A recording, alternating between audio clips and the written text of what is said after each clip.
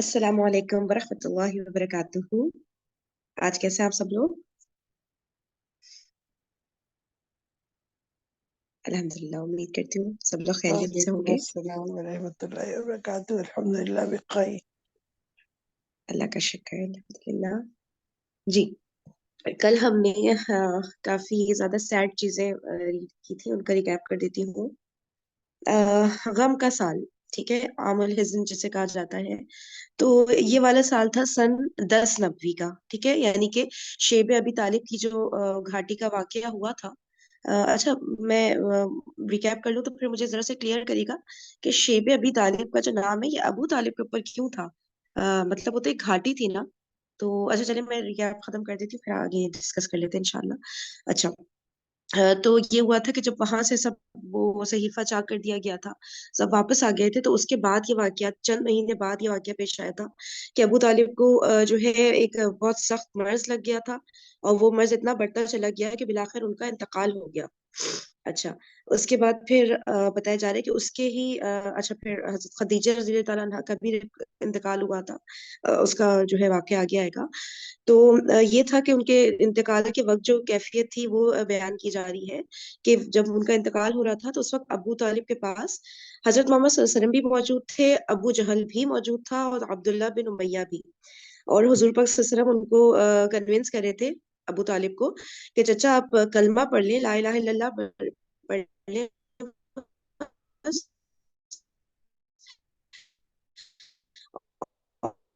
और जो है मैं अल्लाह ताला के सामने आपके लिए हुज्जत पेश कर सकूंगा।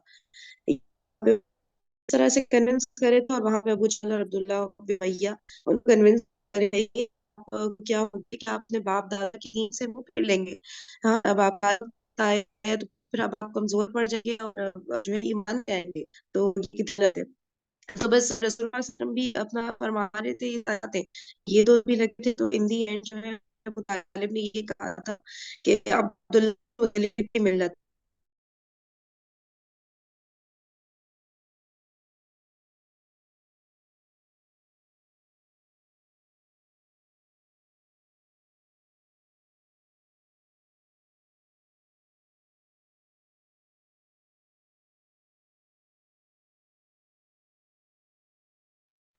एक्सट्रीमली सॉरी, मेरा डिस्कनेक्ट हो गया था, मैं वो दोबारा शेयर कर देती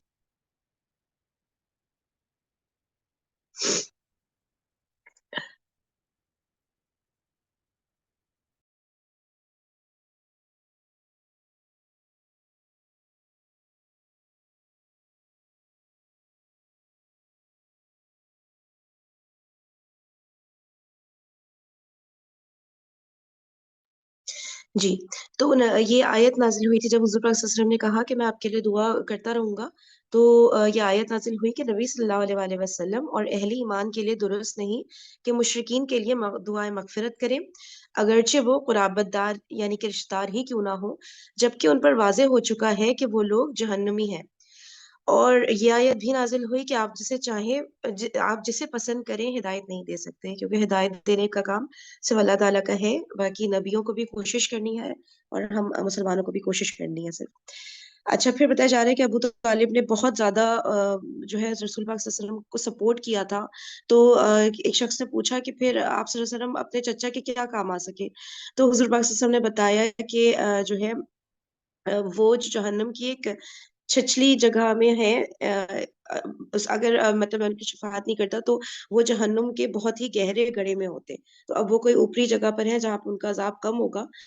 ये बात बताई गई। फिर हज़रत खदीजा रज़ी अल्लाह तआला अन्हा का बताया गया कि उनके चंद दिनों बाद या चंद महीनों बाद, इसमें थोड़ा इख्तिलाफ है, अबू तालिब के चंद दिनों बाद या चंद महीनों बाद उनका इंतकाल हुआ था और उनकी उम्र 65 ईयर्स थी।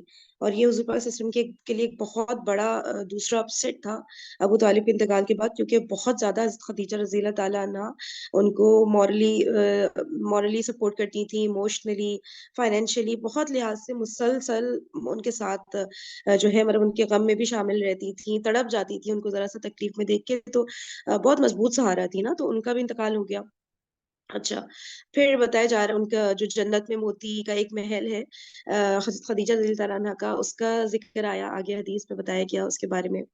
फिर बताया गया कि बहुत ज़्यादा गम, ये 2 तो थे ही थे गम बहुत बड़े उस साल, लेकिन एक और ये बात भी थी कि जो अहले मक्का थे, अब वो क्योंकि अबू तालिब ढाल बन के खड़े रहते थे ना हुज़ूर पाक सल्लल्लाहु अलैहि वसल्लम के सामने, तो अब उनका इंतकाल हो गया था, तो अहले मक्का में जुर्रत आ गई थी कि अब वो हुज़ूर पाक सल्लल्लाहु अलैहि वसल्लम को पहले से भी ज़्यादा बहुत तंग करने लग गए थे, इतना कि हुज़ूर पाक सल्लल्लाहु अलैहि वसल्लम ने ताइफ हिजरत का फैसला करना पड़ा उन्हें कि मैं ताइफ जाऊँगा तो वहाँ पे लोग मेरी दावत कबूल करेंगे, मुझे मेरी मदद करेंगे, वो इस उम्मीद को लेकर वहाँ पर गए।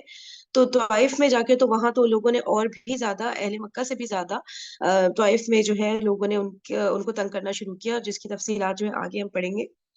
अच्छा, फिर क्या बताया जा रहा है, सही यही सब जो जुल्म सितम होते गए उसके बारे में बताया गया, और फिर इसीलिए बताया गया कि ये इतने बड़े बड़े वाकयात पेश आए कि इस साल का नाम आमुल हिज़्न यानी गम का साल रख दिया गया, इसी नाम से ये साल मशहूर हो गया। अच्छा, इसी साल एक और चीज ये हुई थी कि हजरत सौदा रजी अल्लाह ताला अन्हा से हुजूर पाक सल्लल्लाहु अलैहि वसल्लम की शादी हुई थी। तो ये हजरत खदीजा रजी अल्लाह ताला अन्हा के बाद फर्स्ट वाइफ थी उनकी, और ये बिल्कुल शुरू के मुसलमानों में थी, जिन्होंने शुरू में ये इन्होंने और इनके एक्स हस्बैंड ने, यानी जिनका इंतकाल हो गया था, उन्होंने बिल्कुल शुरू के दिनों में इस्लाम कबूल कर लिया था। ठीक है, अब हम आगे इंशाल्लाह यहाँ से कंटिन्यू करते हैं। जी, कोई रीड करना चाहेगा यहाँ से?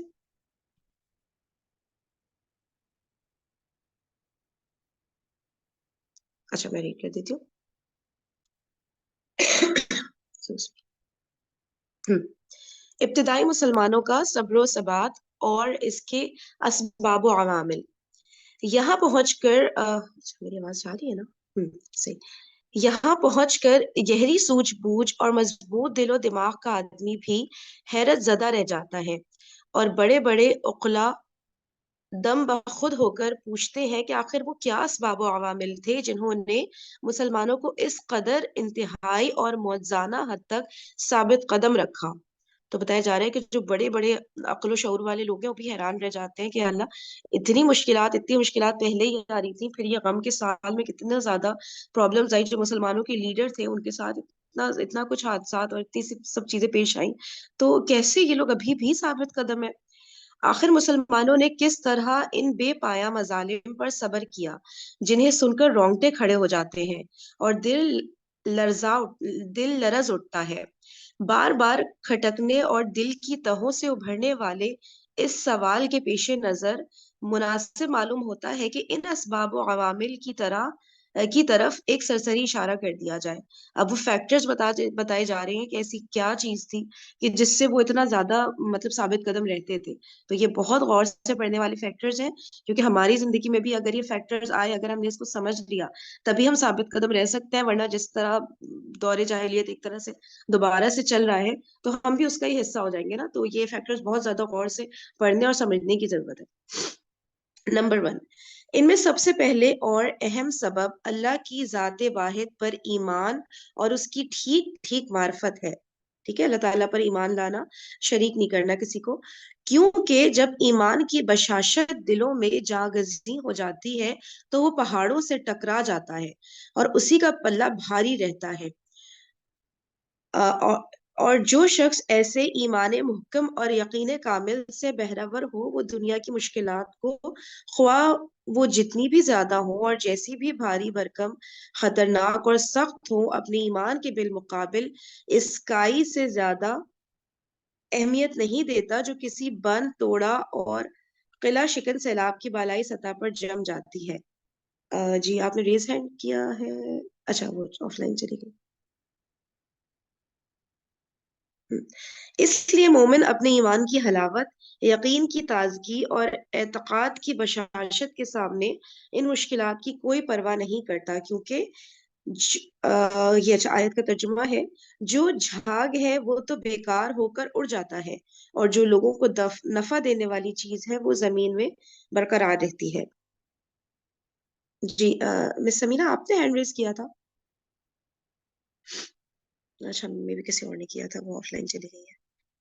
हम्म تو اس میں یہی بتایا جا رہا ہے کہ توحید کی جو طاقت ہوتی ہے نا، جب ہمیں سمجھ آ جاتا ہے کہ صرف اور صرف اللہ تعالیٰ ہے جن کو ہم نے راضی کرنا ہے، صرف اللہ تعالیٰ ہے جو ہمارا مطلب کہ خالق و مخلوق، سوری، خالق و مالک صرف اور صرف اللہ تعالیٰ ہی ہے، اللہ تعالیٰ پر ہی ہم ان کی ہی ساری باتیں ماننی ہے، انہی کو راضی کرنا ہے، ان کو ناراض کر کے، ان کی نافرمانی کر کے ہم کسی اور طرف جائیں گے تو وہ پھر ہمیں کامیابی حاصل نہیں ہوگی۔ تو یہ والا جو کانسیپٹ ہے نا، یہ اگر سمجھ آ جائے نا تو انسان کے سامنے بڑے سے بڑے مشکلات، مصائب کچھ بھی آ جائے، انسان ان سے لڑ جاتا ہے، کیونکہ اسے پتا ہوتا ہے کہ جو بھی چیز میرے سامنے آئی ہے وہ اللہ تعالیٰ لے کر آئے ہیں، تو اللہ تعالیٰ کی کوئی نہ کوئی حکمت ہوگی اور مجھے اس سے لڑنا ہے۔ اللہ تعالیٰ نے میرے اندر اتنی طاقت بھی پیدا کی ہوئی ہے کہ میں اس سے لڑ سکتا ہوں، لیکن مجھے اپنے ایمان کا لیول بہت زیادہ ہائی رکھنا ہے۔ تو یہ چیز جب سمجھ آ جاتی ہے نا، تو مشکلات چھوٹی چھوٹی سی چیزیں لگتی ہیں، کوئی اتنا زیادہ ہم پھر اس کو سوار نہیں کرتے اپنے اوپر، بہت پھر اللہ تعالیٰ ہمیں ہمت اور طاقت بھی دے دیتے ہیں کہ ہم اس سے لڑ سکیں اور آگے بڑھ سکیں۔ یا مزید کوئی ایکسپلینیشن کے لیے کوئی کچھ کہنا چاہے تو پلیز آپ لوگ کہہ سکتے ہیں۔ اچھا، پھر اسی ایک سبب، اب تو یہ ایک سبب بتا دیا نا، پھر اسی ایک سبب سے ایسے اسباب وجود میں آتے ہیں جو اس صبر و ثبات کو قوت بخشتے ہیں۔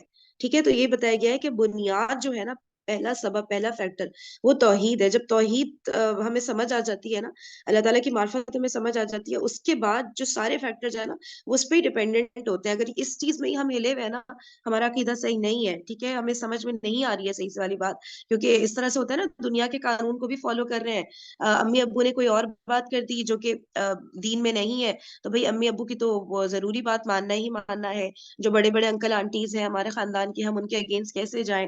تو جب سمجھ میں نہیں آتا نا کہ نہیں، بات صرف اللہ تعالیٰ کی ماننی ہے، ٹھیک ہے، کوئی بھی بات ان کے اگینسٹ جائے تو اس کو آپ نے اسٹریٹ اوے منع کر دینا ہے۔ تو پھر اس ایک فیکٹر کی وجہ سے باقی جو آگے جتنے بھی فیکٹرز آ رہے ہیں نا، وہ اس پہ ڈیپینڈنٹ ہے، پہلا والا جو توحید کا فیکٹر ہے۔ اچھا، نمبر 2 پڑھتے ہیں۔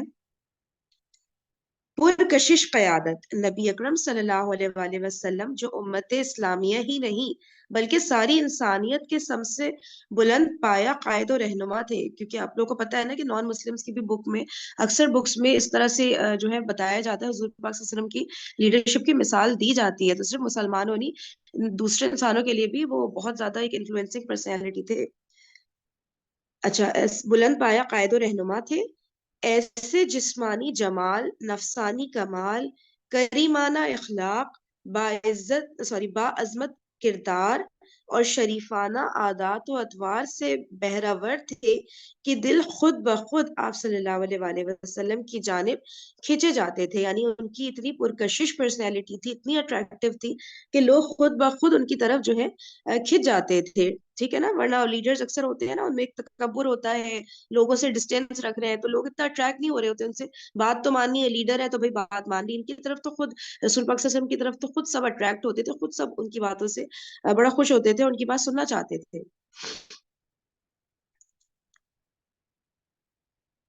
اور طبیعتیں خود بخود آپ صلی اللہ علیہ وآلہ وسلم پر نچھاور ہوتی تھی، کیونکہ جن کمالات پر لوگ جان چھڑکتے ہیں ان سے آپ صلی اللہ علیہ وآلہ وسلم کو اتنا بھرپور حصہ ملا تھا کہ اتنا کسی اور انسان کو دیا ہی نہیں گیا۔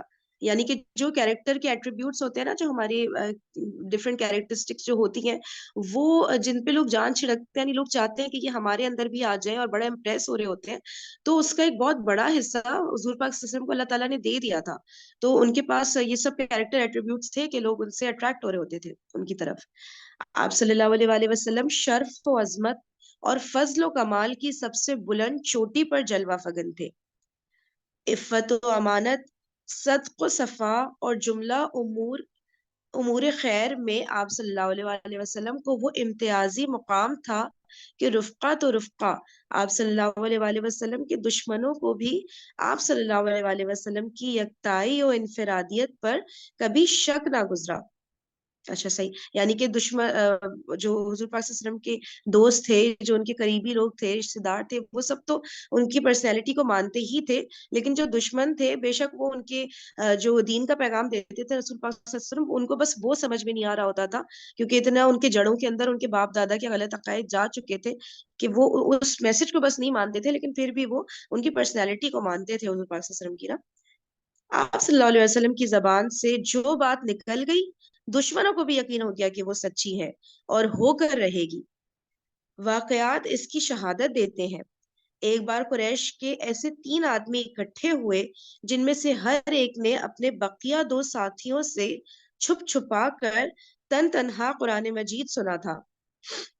اچھا، قریش کے ہی بتا رہے ہیں کہ 3 آدمی اکٹھا ہوئے تھے، تو جو باقی 2 ساتھی ان سے چھپ کر اچھا وہ جو ایک شخص تھا انہوں نے سوری میں سمجھی نہیں، 3 آدمی اکٹھا ہوئے، ٹھیک ہے، جو باقی 2 تھے ان سے چھپ کر قرآن مجید وہ انہوں نے سننا شروع کیا، لیکن بعد میں ہر ایک کا راز دوسرے پر فاش ہو گیا تھا. اچھا، تینوں نے ایک دوسرے سے چھپ چھپا کے وہ قرآن شریف سن رہے تھے اور تینوں کا راز ایک دوسرے پر فاش ہو گیا تھا.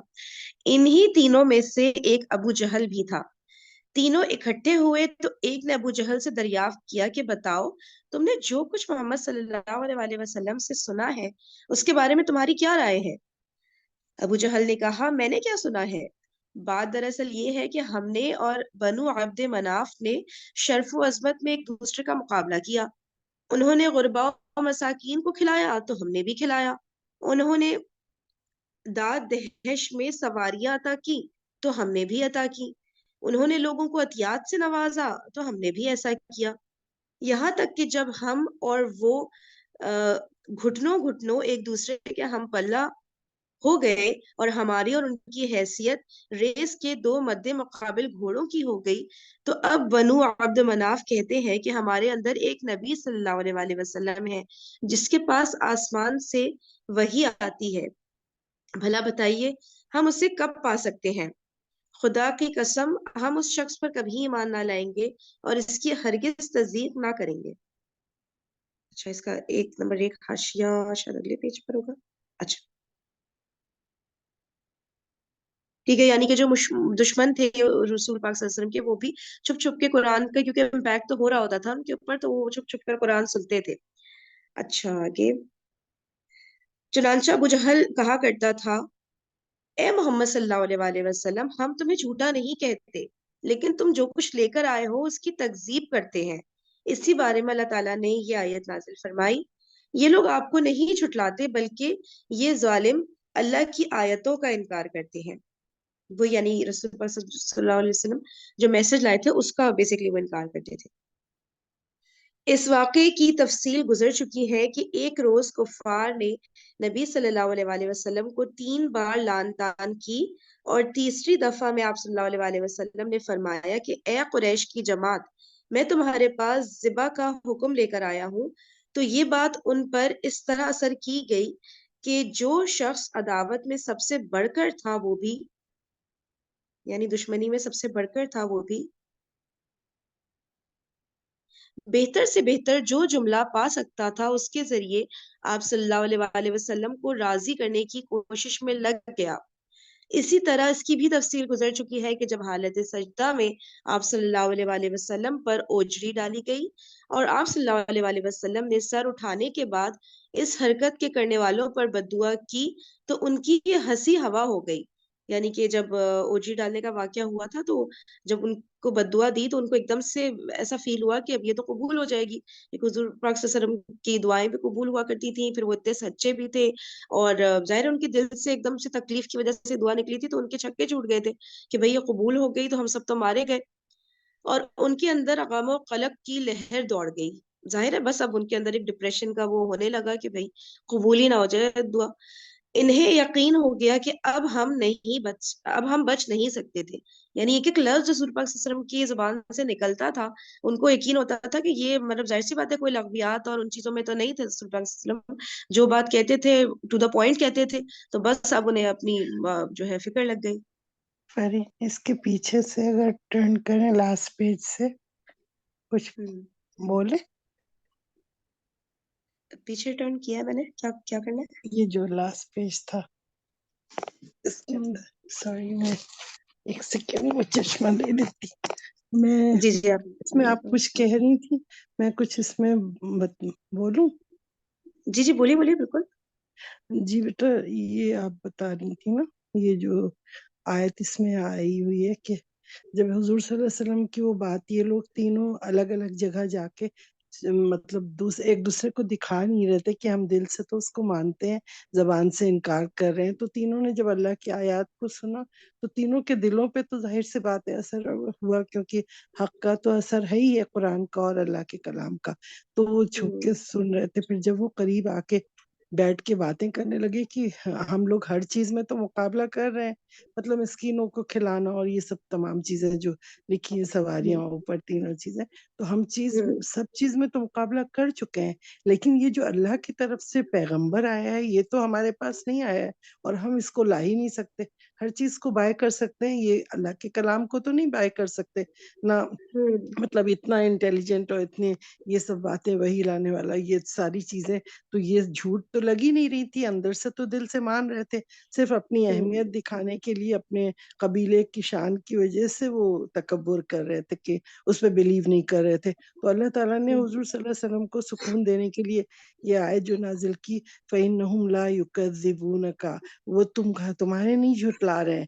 تو مطلب فکر نہیں کرو اس بات کی، وَلَٰكِنَّ الظَّالِمِينَ بِآيَاتِ اللَّهِ يَجْحَدُونَ، وہ تو یہ صرف آیتوں کو جو انکار کر رہے ہیں نا، وہ میری آیتوں کا کر رہے ہیں نا. تو مطلب حضور صلی اللہ علیہ وسلم کو اس طرح اللہ تعالیٰ نے چین اور سکون دلایا کہ دیکھو وہ تمہیں نہیں جھٹلا رہے ہیں، تمہیں کیا جھٹلائیں گے، یہ تو میری آیتیں تمہارے پاس وحی کی طرح آ رہی ہیں، تو وہ اس کا انکار کریں.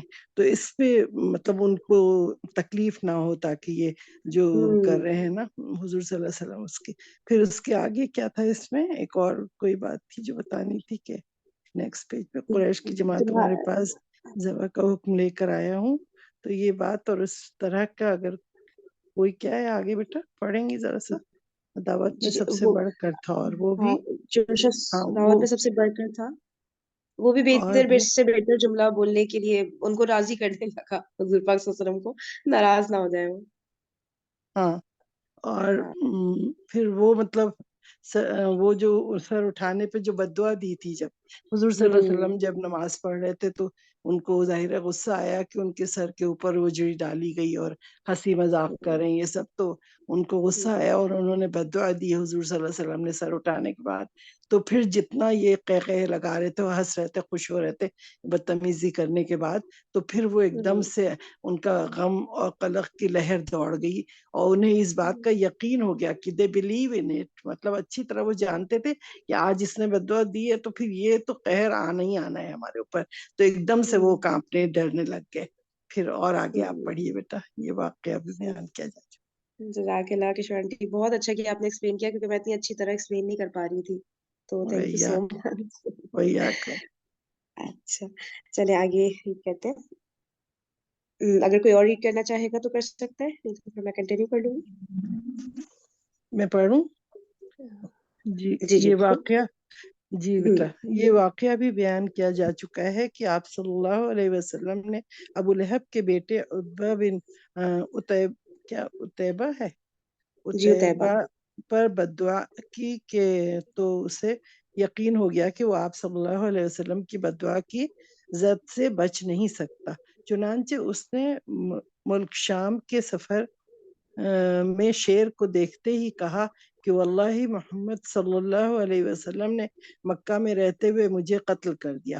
مطلب ہی واز شیور 100%، اسے یقین ہو گیا کہ یہ شیر آیا ہی مجھے ختم کرنے کے لیے. اب دیکھیں بلیف ان کا دل میں اتنا تھا، لیکن وہ زبان سے کلمے کو مان نہیں رہے تھے، اتنا زیادہ ان کو یقین تھا. پھر ابی بن خلف کا واقعہ ہے کہ وہ بار بار آپ صلی اللہ علیہ وسلم کو قتل کی دھمکیاں دیا کرتا تھا. ایک بار آپ صلی اللہ علیہ وسلم نے جو جواباً فرمایا کہ تم نہیں بلکہ میں تمہیں قتل کروں گا، کہ مطلب کہ you are not going to kill me, میں تمہیں، مطلب ان کا اتنا جواب سن کے تگڑا وہ ڈر گیا. انشاءاللہ انہوں نے کہا حضور صلی اللہ علیہ وسلم نے کہ میں تمہیں قتل کروں گا انشاءاللہ. اس کے بعد جب آپ صلی اللہ علیہ وسلم نے جنگ احد کی کیا لکھا ہے، جنگ احد کے روز، روز، ہاں جنگ احد کے روز ابی کو گردن پر نیزہ مارا تو اگرچہ اس سے معمولی سی خراش آئی تھی، لیکن برابر یہی چلا جا رہا تھا کہ محمد صلی اللہ علیہ وسلم نے مجھ سے مکہ میں کہا تھا کہ میں تمہیں قتل کروں گا، اس لیے اگر وہ مجھ پر تھوک ہی دیتا تو بھی میری جان نکل جاتی۔ دیکھیں اب کتنی سخت ان کے اندر خوف تھا اس بات کا کہ حضور صلی اللہ علیہ وسلم کی بد دعا ہے، ان کا تھوک ہے، ان کی ہلکا اسکریچ بھی آ جائے تو they were afraid of him نا، اتنا ان کے دل میں ڈر تھا۔ اسی طرح ایک بار حضرت سعد بن معاذ نے مکے میں امیہ بن خلف سے کہہ دیا تھا کہ میں نے رسول اللہ صلی اللہ علیہ وسلم کو یہ فرماتے ہوئے سنا ہے کہ مسلمان تمہیں قتل کریں گے، تو اس سے امیہ پر سخت گھبراہٹ طاری ہو گئی۔ یعنی ان تینوں کی بات بتائی کہ تینوں سب ان سے ڈرتے تھے، جو مسلسل قائم رہی۔ چنانچہ اس نے عہد کر لیا کہ وہ مکے سے باہر ہی نہیں نکلے گا، اور جب جنگ بدر کے موقع پر ابو جہل کے اسرار سے مجبور ہو کر نکلنا پڑا تو اس نے مکے کا سب سے تیزرو اونٹ خریدا تاکہ خطرے کی علامات ظاہر ہوتے ہی وہ چمپت ہو جائے، یعنی تیزی سے بھاگ جائے۔ ادھر جنگ میں جانے پر آمادہ دیکھ کر اس کی بیوی نے بھی ٹوکا کہ ابو سفیان آپ کے شیر بھائی نے جو کچھ کہا یسربی تھا۔ بھائی، ہاں، یسربی بھائی ہے وہ مدینہ والا آپ کی یسرب۔ یسربی، اچھا آپ کی یسربی، ہاں طیبہ کے، یعنی طیبہ سے تعلق ہے۔ یسربی بھائی نے جو کچھ کہا تھا اسے آپ بھول گئے، یعنی حضور صلی اللہ علیہ وسلم کو کہا ہے نا، ہے فرین؟ جی میں وہی یسربی دیکھ رہی بھائی، ہوں، یسربی ہمارا بھائی دیکھ کر یہی کہا نا کہ انہوں نے جو کہا تھا وہ آپ اسے بھول گئے، بلکہ میں خدا کی قسم ان کے ساتھ تھوڑی ہی دور جاؤں گا۔ نیچے 4 نمبر پہ کیا دیا، صحیح بخاری، اچھا۔ یہ تو آپ صلی اللہ علیہ وسلم کے دشمن کا حال تھا۔ باقی رہے آپ صلی اللہ علیہ وسلم کے صحابہ رضی اللہ عنہم اجمعین اور رفقا، اس کے آگے کیا ہے فرین؟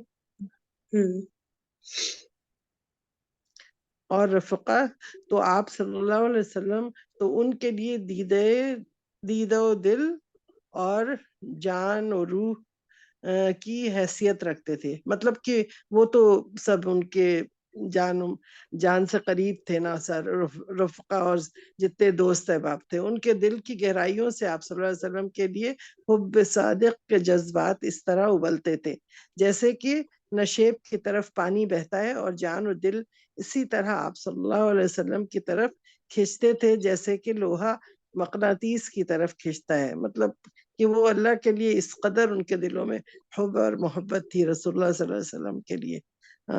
پھر اس میں ایک شعر کوئی دیا ہے، فصورت ہی کیا لکھا، کل جسم، اس کے نیچے ترجمہ ہے، اس محبت و وفاداری اور جانثاری اور آپ کی سپار۔ صورت وہ ترجمہ اوپر ہے سیکنڈ لائن میں، جی اچھا، آپ کی صورت آپ کی صورت ہر جسم کا کیا ویلا ہویلا تھی، ویلا، کیا ہاں کچھ ایسا ہوتا ہویلا تھی، اور آپ کا چہرہ ہر دل کے لیے مقناطیس تھا۔ ہے، آپ اچھا کا وہی جو وجود۔ اوپر بیان کیا ہے۔ Anybody else want to read؟ یا میں ٹھیک پڑھ رہی ہوں تو پڑھ دوں؟ کوئی اور ریڈ کرنا چاہے گا؟ نہیں نہیں ٹھیک، تو آپ بہت اچھا پڑھ رہی ہیں، جی جی آپ کنٹینیو رکھیے۔ پر کنٹینیو کروں؟ اچھا، جی جی بالکل۔ I am not expert in Urdu. اچھا، اچھا اس محبت، یہاں پہ جی میرے بیٹا، خیال سے اگر ہم اسٹاپ کریں اور ایک بہت زیادہ امپورٹنٹ پوائنٹ جو ڈسکس کرنا ہے اس کو کر لیتے ہیں، ٹھیک ہے؟ ٹھیک اچھا ہے۔ سب لوگ، میں ایک بات ڈسکس کرنا چاہ رہی ہوں، آپ سب بھی میرے ساتھ شامل ہوئیے گا۔ ایک چیز جو ہم لوگ آج سیشن نمبر 35 ہے الحمدللہ، لیکن ایک چیز ہے جو کہ بہت غلط ہوتی آ رہی ہے ڈے ون سے، اور میرے شعور میں یہ بات نہیں تھی اور میں خود ہی یہ بات غلط کر رہی تھی، تو میں ایڈمٹ کر رہی ہوں اور میں اللہ تعالیٰ سے معافی مانگ رہی ہوں اس چیز کی کہ جو مجھ سے غلط ہو گئی، اور اتنے سارے لوگ ماشاءاللہ شامل ہوتے ہیں سیشن میں، جو نہیں بھی ہوتے وہ بعد میں ماشاءاللہ سن لیتے ہیں، سمری سن لیتے ہیں یا گروپ پہ ہوتے ہیں، اور ان کے سامنے ہی مجھ سے یہ چیزیں غلط ہوئی۔ تو کوئی بتا سکتا ہے میں کس چیز کی طرف اشارہ کری ہوں جو ہم ڈیلی بیسس پہ کر رہے ہیں اس زوم میٹنگ کے اینڈ پہ؟ کسی کے ذہن میں اگر کوئی بات آ رہی ہے، اگر کسی کے ذہن میں پہلے سے شک تھا کہ یہ چیز غلط ہو رہی ہے، کوئی کچھ بولنا چاہ رہا تھا لیکن بول پا نہیں رہا تھا، شاید دعا جی کے کشمان لیے جی کہہ آپ ہی رہی ہے بتا، فہمی. آپ ہی بتا دیں، کیونکہ کل آپ نے ہی میری غلطی مجھے بتائی ہے جو کہ مجھے نہیں پتا جی تھی، تو میں بہت زیادہ شرمندہ ہوئی، تو مجھے تھوڑا سا اس پہ ڈسکس کر لیتے ہیں. جی آپ کیا بتائیے. یہ بات ایسی تھی کہ رسول اللہ صلی اللہ علیہ وسلم سے یا صحابہ سے یا کسی سے بھی کہیں ثابت یہ نہیں ہے کہ ہم کسی بھی درس کے بعد یا نماز کے بعد یا کہیں پہ اجتماعی دعا کریں. مطلب ہوں دعا تو بہت ہی پیاری چیز ہے نا. دعا تو اور یہ وقت خاص تہجد کا وقت ہے کہ جب اللہ تعالیٰ آسمان دنیا پہ آ کے کہتا ہے اے میرے بندوں کوئی ہے جو مجھے پکارے اور میں اس کا جواب دوں. تو یہ تو ہم سب ہوں کو پتا ہے. لیکن یہ سارا کچھ انفرادی دعا کے لیے ہے. اجتماعی ہوں دعا کا ثبوت جو کام ہمارے نبی نے نہیں کیا یا ان کے تمام صحابہ نے نہیں کیا اور کوئی اس کا ہوں ہے ہی نہیں ثبوت کہیں کسی حدیث میں بھی, تو اس چیز کو اگر ہم نے رائج کر لیا عبادت سمجھ ہوں کے کہ یہ ہم ہوں نیک کام کر رہے ہیں اور اچھا کام کر رہے ہیں, اور وہ چیز ہوں کہ ہمارے پاس کوئی ثبوت نہیں ہے تو اپنی طرف سے دین میں کچھ نکال لینا, اسی کو ہم بدعت کہتے ہیں. اور کل ہوں بدعت ضلالہ اور کل ضلالہ فی النار. مطلب یہ تو پتہ ہے کہ ہم کوئی بھی انوویشن ایسا نہ کریں کہ ہم دعائیں کر ہوں رہے ہیں اجتماعی اور وہ دعا کا وقت بے شک ہے سب کچھ صحیح ہے, لیکن وہ اس ہوں طریقے سے ایک آدمی دعا مانگے. دعا تو دل سے ہر شخص اللہ کے بالکل قریب ہو کے اپنے الفاظ میں جو بھی مانگے, جیسے ہم نے ابھی اگر یہ پڑھا ہے تہجد کا گزارا, اس کے بعد پھر ہمارا سیشن ختم ہوتا ہے, پھر ہم اللہ سے ہاتھ اٹھا کے ہر شخص اپنی دعا کرتا ہے, تو انشاءاللہ 100-200% یقین ہے کہ اللہ تعالیٰ ہر ایک کی دعا سنے گا. ہر ایک جو بے بھی دل شک. سے دعا مانگے گا انشاءاللہ وہ سب کچھ قبول ہوگا. لیکن اس چیز کو ہم اجتماعی طور پہ بیٹھ کے اور اس طریقے سے دعا مانگیں اور یہ جس کا ثبوت نہیں ہے وہ ایک بدعت کہلائے گا. اس بدعت کو ہاں چھوڑ دیکھیے، دینا ہم سب کے لیے بہتر ہے. ہاں دیکھیں دین کا جو معاملات ہے نا وہ بہت سینسیٹیو ہوتے ہیں. وہ اس طرح سے نہیں ہوتے ہمارا یہ دل چاہ رہا ہے تو ہم یہ کر لیں. کوئی بھی چیز اس چیز کو ذہن میں ہمیں سب کو رکھنا چاہیے کہ ہم رسول پاک صلی اللہ علیہ وسلم اور صحابہ کرام رضی اللہ عنہم اجمعین سے بہتر نہیں سمجھ سکتے ہم دین کو نا, کہ ہمیں لگے کہ یار یہ ایک نئی چیز ہے میں سٹارٹ کرتا ہوں, اور وہ چیز آپ کو پتہ ہے بندہ سٹارٹ کرتا ہے اور پھر وہ آگے اتنی کامن سب کو لگتا ہے ہاں بھائی یہ تو سنت سے ثابت ہوگی تبھی تو اتنے بڑے پیمانے پر ہو رہی ہے. تو ہر چیز کا نا ہمیں سنت سے ثبوت چاہیے ہوتا ہے. جب وہ ثابت ہوتی ہے کہ ہاں رسول پاک صلی اللہ علیہ وسلم نے ہمیں یہ بتایا, کیونکہ ان سے بہتر ہم نہیں سوچ سکتے, تبھی ہم اس چیز کو کر سکتے ہیں. تو یہ جو اجتماعی دعا ہے نا, بے شک اجتماعی دعا بھی جہاں تک میری نالج ہے کبھی کبھی وہ کرا دیا کرتے تھے, لیکن اس کو روٹین بنانا جیسے میں نے اس طرح کر دیا تھا نا, سیشن کے اینڈ پہ میں کہتی تھی کوئی دعا کرائے گا, پھر کوئی بتاتا تھا, پھر ہم دعا رکھتے تھے. تو یہ ریگولر بیسس پہ کوئی چیز کا مسلسل ہونا نا, تو یہ صحیح نہیں. کبھی کبھی آن اینڈ آف ٹھیک ہے بھائی, سب جمع ہو گئے چلے بھائی آج فار ایگزامپل اگر ہم بات کریں, ابھی جو زلزلہ آیا ہے کتنا برا وہاں پر ہوا ہے ٹرکی میں اور شام میں, تو جو ہے پھر ہم ان کے ٹھیک ہے اب جیسے زلزلہ آیا تو ہمیں اگلے دن یہ کرنا چاہیے تھا کہ تب ہم کر سکتے ہیں آن اینڈ آف نا, کہ بھائی آیا ہے چلے ہم لوگ سب مل کے ان کے لیے دعا کر سکتے ہیں. کہ شانٹی صحیح کہہ رہی ہوں نا, کبھی کبھی کا تو ہاں ٹھیک ہے ہاں لیکن روٹین نہیں بس بنانا ہے. جی, مطلب اس کو ایز اے دعا ایک وہ بنا کے ایونٹ بنا کے اس طرح کرنا جائز نہیں ہے.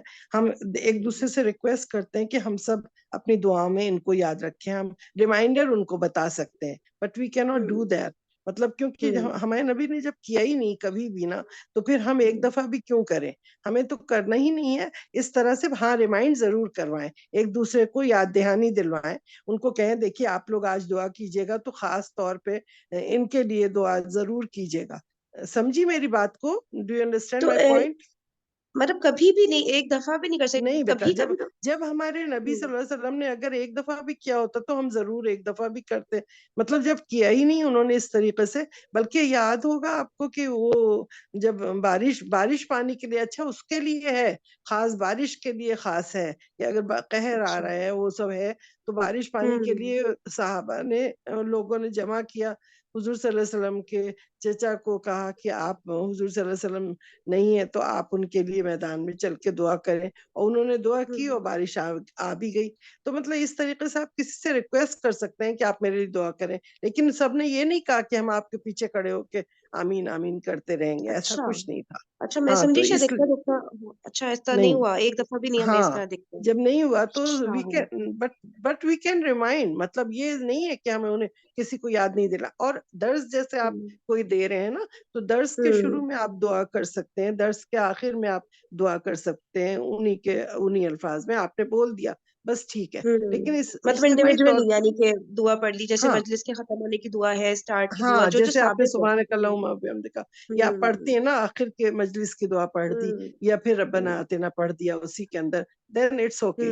لیکن یہ باقاعدہ سے ہم بیٹھ کے جمع ہوں اور پھر ہم ہاتھ اٹھا کے اللہ کے آگے بیٹھ کے اس طرح دعا کریں, اور ہر آدمی اس پہ سے آمین بول رہا ہے اس طرح, تو وہ چیز صحیح نہیں ہے. اور اگر ہم نارملی بھی کسی جیسے درس میں بیٹھتے ہیں کسی بھی ایسے محفل میں, تو وہاں پہ بھی جیسے سب لوگ اینڈ میں دعا کر رہے ہوتے ہیں, تو نہیں وہ بھی نہیں پھر نہیں, صحیح نہیں ہے. ہاں نہیں نہیں, ایسے اچھا بیٹھ اچھا کے اچھا. لوگوں کو جمع کر کے, اور پھر لوگ کہتے ہیں فلاں مر گئے تو چلو ان کے گھر جاتے ہیں, وہاں بیٹھ کے سورہ فاتحہ پڑھا, 3 دفعہ قل پڑھا اور ہاتھ اٹھا کے دعا کریں, یہ سب بھی کہیں نہیں ہے ان سب کا ثبوت. ہم نے نئی نئی چیزیں اپنے دین میں اتنی نکال لی ہیں کہ وہ ایک نارم بن گیا ہے, مطلب وہ ایسی عادت پڑ گئی ہے کہ لگتا ہے اس کے بغیر ہوئے گا نہیں. اور وہ چیزیں کیا ہوتی ہیں کہ بدعت ہوتی ہیں, اور بدعت وہ عبادت ہے نا کہ جس کو بہت اچھا سمجھ کے ہم کرتے ہیں, اور مرتے دم تک ہمیں توبہ کی توفیق ہی نہیں ہوتی, کیونکہ ہم تو اس کو اچھا سمجھ رہے ہیں, ہے نا, معاف ہم کیجیے، تو. آپ سے یہاں پہ ایک سوال پوچھ سکتی ہوں کیا؟ جی جی جی. بیٹا. اگر جیسے کہ یہ رمضان وغیرہ میں نہیں 27ویں شب ہوتی ہے, تو مسجد میں کافی بڑا اہتمام ہوتا ہے, اور بہت ہی ایسی دعا ہو رہی ہوتی ہے کہ آپ نا جیسے آپ کی آنکھیں مطلب نم ہوئے بنا نہیں اٹھتی ہیں وہاں سے, کئی دعا ہی کر رہے ہوتے ہیں. تو مطلب کیا اٹس ناٹ رائٹ, بیکاز وہ دعا واقعی دل کو اثر کرتی ہے, اور ان سے ہم سیکھتے بھی ہیں. جیسے ابھی آپ کچھ, میں نہیں, نے جب دعا کرتی ہوں نا, کبھی کبھی کلاس میں جی آتی ہوں, معذرت چاہتی ہوں, تو آج بہت اچھا آپ لوگ ٹاپک ڈسکس کر رہے تھے, تو میں اپنے ویوز میں پوچھنا چاہ رہی تھی, میرا سوال ہے, میرے کوئی ویوز نہیں ہے, تو جی مطلب سیکھ لیتے ہیں. جی جیسے بیٹا, آپ دعائیں مانگ رمضان رہے میں تھے نا, تو تو رمضان ہم میں نے تو ہوتی بھی ہے, دیکھیے مسجد نبی میں ہر جگہ ہوتی ہے, اس پہ ہم لوگ آمین کہتے ہیں. اب اس کے لیے علماء حضرات سے ہی پوچھے گا, لیکن ایک نارمل عام دنوں کی بات, عام دنوں کی یہ بات میں کر رہی ہوں.